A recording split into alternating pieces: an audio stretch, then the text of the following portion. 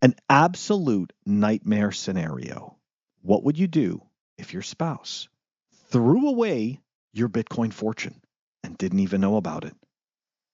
Tom, unfortunately, experienced this, and we are going to dive into this story right now. Here we go. Welcome back, everyone. This is, you'd think that the wrench attacks are pretty bad, and they are. They are really bad.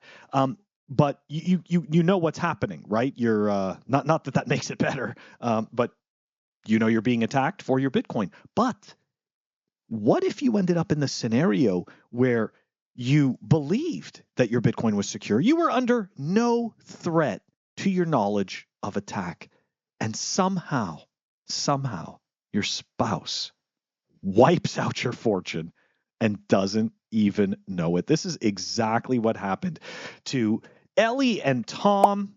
Ellie Hart tossed out a USB flash drive while spring cleaning without even realizing where her partner, Tom, kept their Bitcoin. So she claims that it was just sitting in a drawer with old receipts, dead batteries, and tangled wires. Now, we're going to talk about this after, because there are indeed some lessons learned from all of this. And one of them, right? I mean, obviously, OPSEC is really important, but maybe it sounds like Tom's OPSEC was a little too good, and the USB key just looked like trash. A little while later, Tom asked if she had seen a little black USB stick that he uses for Bitcoin. Ellie froze. She instantly knew, and her heart sank.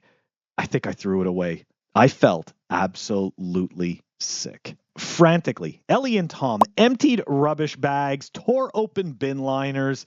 There was this horrible mix of panic and hope, but deep down, she knew it was already too late, describing her blunder as the worst mistake I had ever made. So a little bit of history on this. Tom bought his Bitcoin back in 2013, and he was storing it in what he is calling an e-wallet, which essentially consisted of this USB stick, which currently is valued at approximately $4 million US, or 3 million pounds.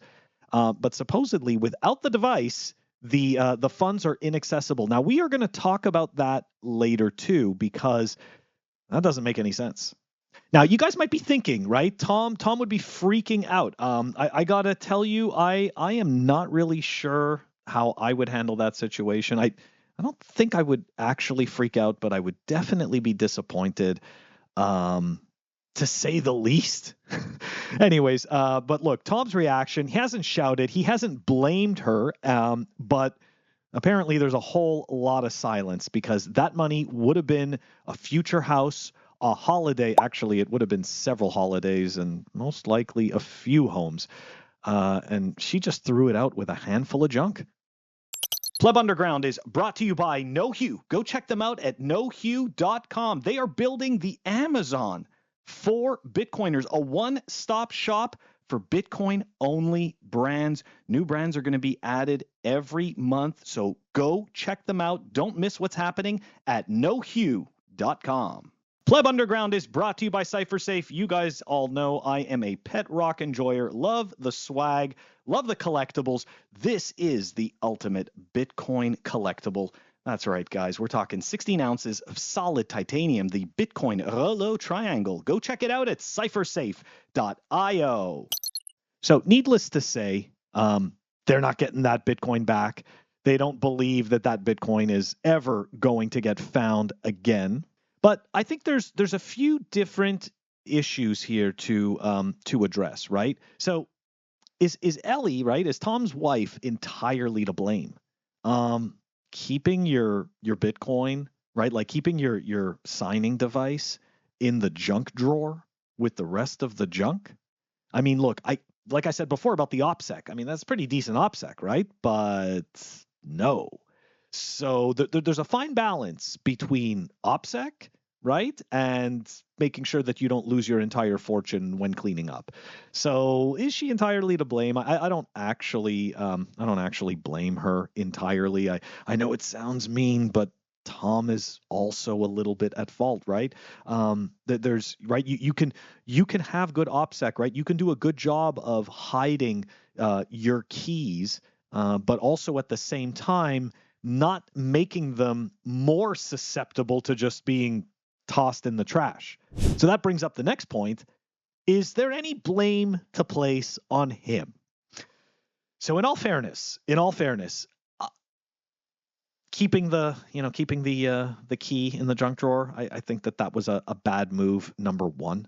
Number two, the this e-wallet that he's talking about. So look, I did a bit of research on this because of course I wanted to see if there was like some type of a specific product that actually terms itself an e-wallet. Interestingly enough, if you go do a search for that, you're gonna pull up some solid signing devices, right? Like Cold Card, right? You're gonna pull up Trezors. You're gonna pull up foundation devices. So essentially, what I'm trying to say is that you're gonna pull up devices where you are empowered to create your own seed, right? And that means you would have a backup of that seed. And essentially what I'm explaining is that there wouldn't be a world where you are susceptible because of your hardware device. So this kind of brings up the final point for me on this one is like, okay, so you've got about $4 million worth of Bitcoin on a key, and that $4 million is entirely dependent on the key existing. So if the key does not exist, then if the USB key does not exist, then your money doesn't exist. That's scary as hell. Okay, so right there, I know I hate to do the victim blaming thing, but it really does seem like Tom did not spend the time he needed to spend to educate himself on better quality signing devices. And as a result, right, his whole entire fortune relied on this physical device.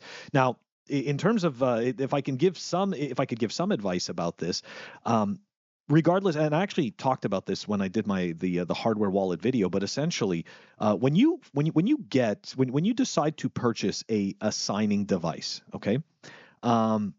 So one of the first things that I do when I purchase the signing device, let's say, is firstly I go and I download I download the firmware version myself, and then I flash the firmware on the device myself.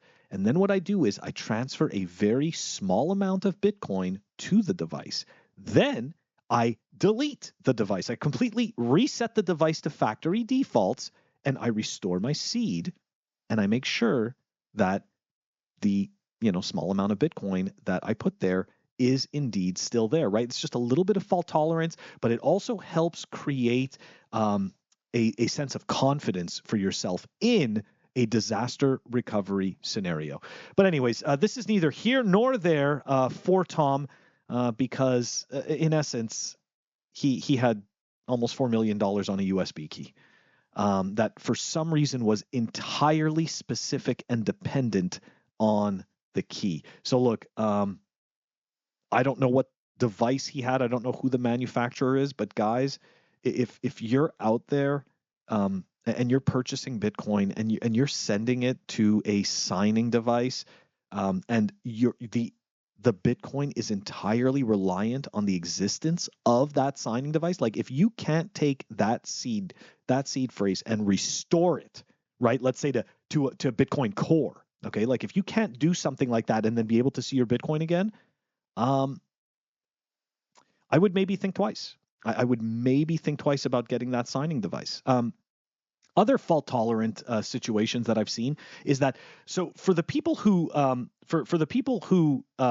think that it's safer, right, to have a signing device instead of, or I should say one that's made by manufacturer, not necessarily open source, right, like Seed Signer, or not necessarily using Bitcoin Core on your computer, then I would say that at the very least what you should do, let's say you're purchasing one of these signing devices, at the very least you should create some fault tolerance for yourself and purchase two of the exact same device. So that way you could restore the backup data to the new device. But again, I'm going back to this story.